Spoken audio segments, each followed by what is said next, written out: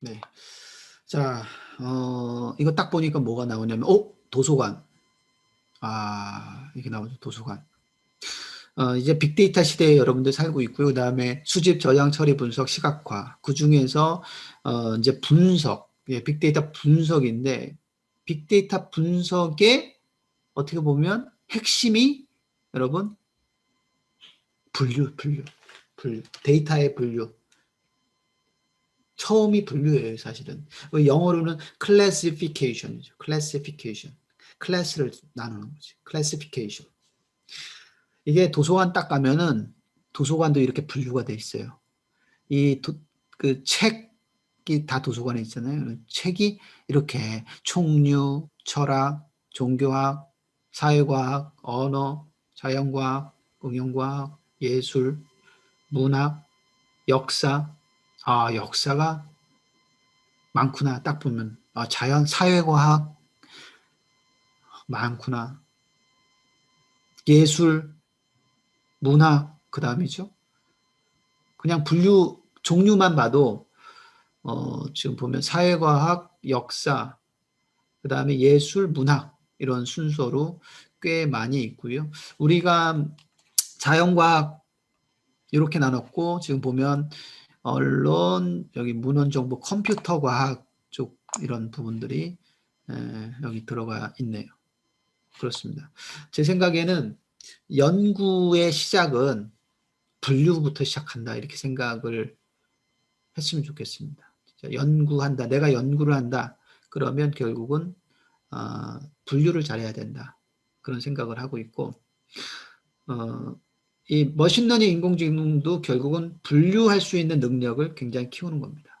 학습 데이터셋 결국은 분류를 해주는 거예요. 라벨링을 붙여주는데 그 라벨링을 붙여준다는 게 뭐냐면 쉽게 얘기하면 이런 문장이 오면 이건 좋은 거야. 1번.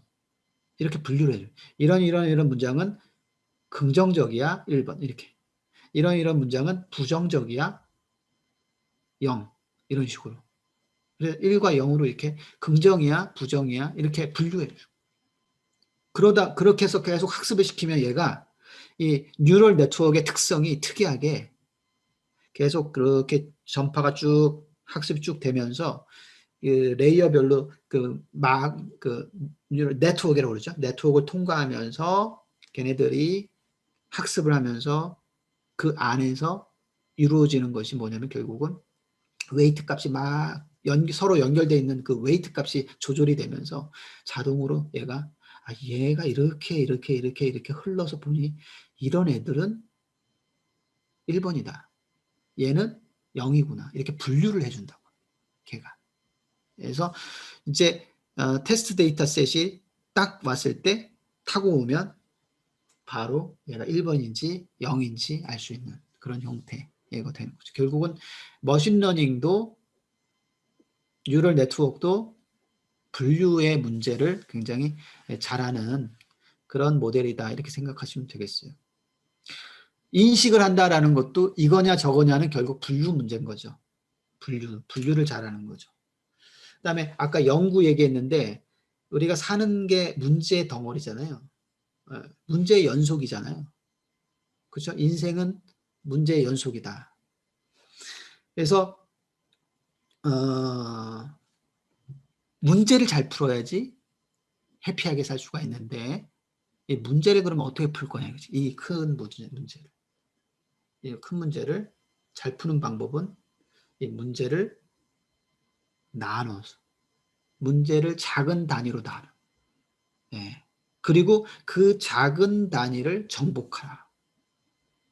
그래서 이런 용어가 탄생이 됩니다. divide and conquer. divide and conquer. divide가 나누다 이런 뜻입니다. divide가. conquer가 정복하다 이런 뜻입니다.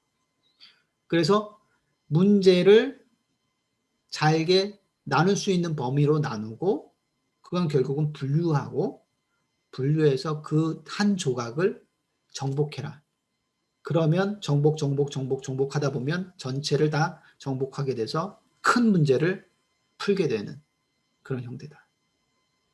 그래서 뭐 문제는 사실 뭐 어려운 문제, 쉬운 문제, 풀 수 있는 문제, 풀 수 없는 문제, 다양하잖아요. 사실 문제라고 다 풀 수 있는 건 아니잖아요.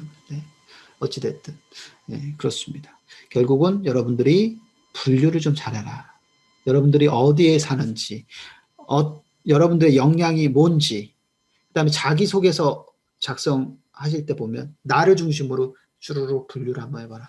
그래서 엑스마인드라는 소프트웨어 같은 게 있어요. 엑스마인드. 여기 들어가면 이 엑스마인드라는 소프트웨어가 있는데 이 소프트웨어를 사용하면 이렇게 분류를 이렇게 자동으로 이렇게 나 이렇게 하잖아요. 그럼 나가 생기고 마인드 맵을 만들 수가 있습니다. 나의 가족, 나의 성격, 나의 장점, 나의 단점, 나의 친구 이런 식으로. 그러면 요게 또 생길 거고 여기 하나에서 얘는 뭐 특성, 얘 장점, 얘 단점 뭐 이렇게 또 있을 거야. 이런 식으로 계속 나눌 수 있을 만큼 계속 마인드를 마치 지도처럼 맵으로 쪼개고 쪼개서 만들어 보면 나라고 하는 것이 훨씬 더 잡힐 수 있는 개념으로 다가온단 말이에요. 그냥 멍한 나가 아니라 나라고 하는 사람이 자기소개서를 쓰는 거가 자기가 나잖아요. myself. 나잖아요. 그 나에 대해서 자기소개를 해야 되는데 어떻게 써야 될지 몰라. 그럼 어떻게 해? 나에 대해서 이렇게 가지치기를 하면서 나눠요. 분류를. 예. 분류를 해서 나의 가족, 나의 장점, 나의 단점, 내가 좋아하는 거, 내가 싫어하는 거. 어떻게 분류하는 거는 분류자가 마음이야. 잘 분류할 수도 있지. 어떤 사람은 막 이렇게 딱 봤더니 막 여기 있는 게 여기도 있고 여기도 있고 저기도 있고 막 중복돼 있어. 예. 되도록이면 아주 딱 이렇게 해서 디바이드 앤 컨커. 우리 피자 조각처럼 딱 이렇게 잘 나눠서 여러분 한번 고민해 보세요. 지금 4학년도 있는데 1학년 더 일찍 하면 좋겠죠. 근데 혼자 하면 재미없으니까 이 엑스마인드 같은 소프트웨어를 사용하면 분류 작업하는데 도움을 주면서 이렇게 펼쳐져 있는 모습을 쭉 할 수 있고 그렇게 쫙 다 만들어 놓고 프린트 해가지고 다 이렇게 붙여 놓으면 내가 저런 장점이 있지. 나는 단점이 있지. 나한테 도움을 줄 수 있는 친구는 누굴까? 선배는 누굴까? 교수님은 누굴까? 네? 굉장히 중요하죠. 사는 데 있어서. 이게 문제죠.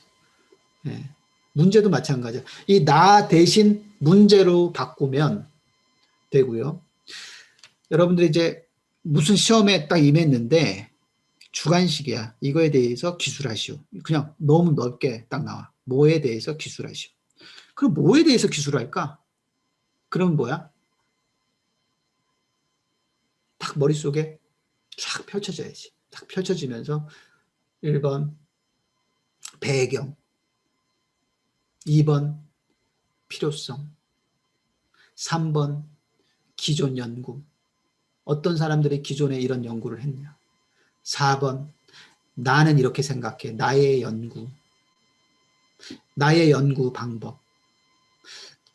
5번째 기대 효과, 장점, 단점, 경제적인 효과, 물질적인 효과, 네? 정신적인 효과. 쫙 이런 순서대로 그 어떤 시험 문제를 기술을 쫙 하면 어때요? 누가 봐도 많이 알고 있구나. 이렇게 또 나눠서 기술을 할 수가 있구나. 이렇게 쫙 나눠서 딱 기술하는 이 답안을 보는 거하고 그냥 막 이래 썼다 저래 썼다 이런 거하고 어때요? 이 점수가 훨씬 더 체계적이고 분류가 잘 돼 있고 가독성도 좋고 점수가 여기에 더 갈 수밖에 없죠. 왜? 주관식이니까 주관적으로 집점을 하잖아. 예? 그렇잖아요. 그럴 수밖에 없죠. 그래서 뭘 써야 되는지 모를 때 어때요? 막연하죠. 인공지능에 대해서 기술하시오. 이렇게 하면 여러분 뭐 쓸 거예요? 인공지능에 대해서. 1번 인공지능이 나오게 된 배경, 2번 인공지능의 필요성, 3번 인공지능의 기존 연구들, 4번 인공지능의 사례, 5번 인공지능의 장점과 단점. 이렇게 다 기술 뭘 써야 되는지 목표가 나오잖아요.